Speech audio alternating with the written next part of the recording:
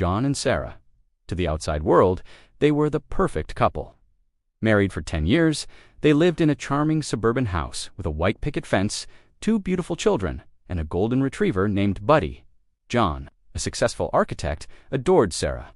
He thought she was the most amazing woman he had ever met, a dedicated mother, a loving wife, and his best friend. He believed their life was a fairy tale, a testament to true love.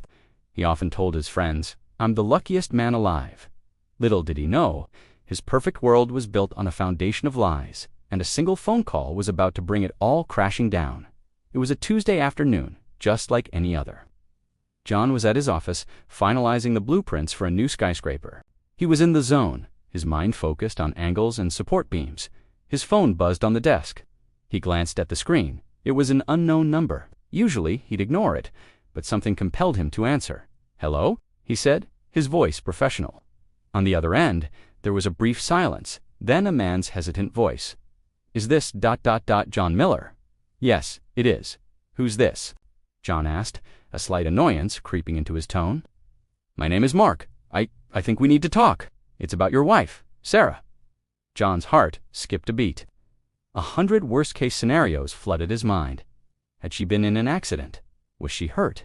Is she okay? "What happened?" he asked, his voice trembling. "She's fine," Mark said quickly. "Physically, she's fine. It's not that..." The man paused again, and the silence stretched on, thick with unspoken words. "Look, there's no easy way to say this. I've been seeing Sarah for the past 6 months." The words hit John like a physical blow. He couldn't breathe. It felt as if the air had been sucked out of the room. "What? That's impossible. You're lying. Who is this? Is this some kind of sick joke?" He gripped the phone so tightly his knuckles turned white. The blueprints on his desk blurred into a meaningless jumble of lines.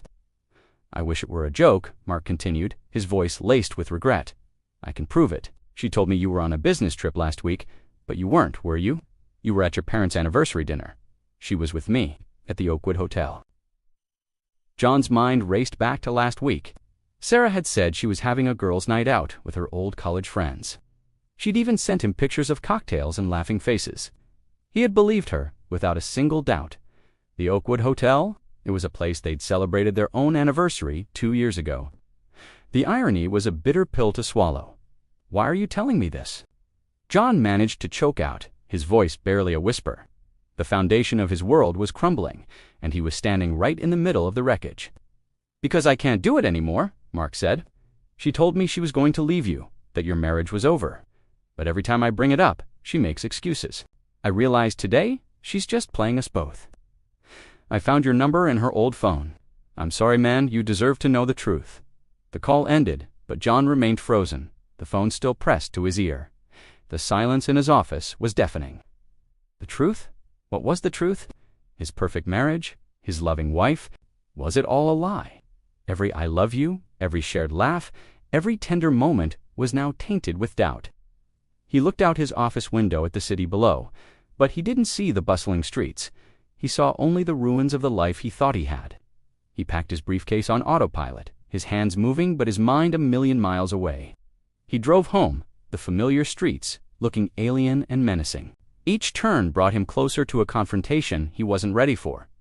How could he face her? What would he say? The man who thought he was the luckiest in the world was about to face the woman who had shattered his heart. When he walked through the front door, Sarah was in the kitchen, humming as she prepared dinner. She turned and smiled at him, a bright, beautiful smile that now looked like a mask. "Hi, honey. You're home early," she said cheerfully.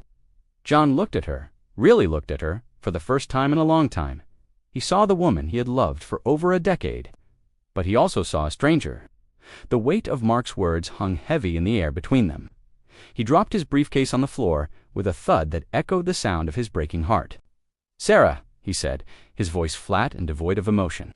"We need to talk," her smile faltered. She saw the look in his eyes, the storm brewing behind his calm exterior. "John, what's wrong? You're scaring me.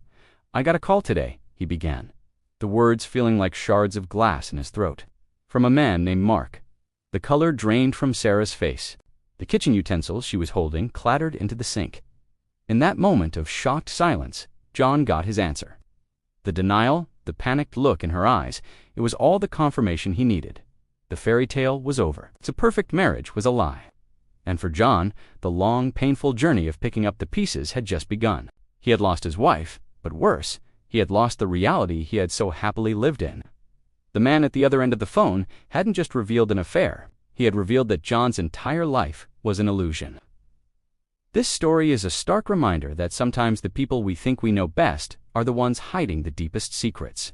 Betrayal can come from the most unexpected places, and the truth, no matter how painful, is always better than living a beautiful lie. Thank you so much for watching. If this story resonated with you, please hit that like button and subscribe to our channel for more content that explores the complex realities of human relationships. We'll see you in the next video.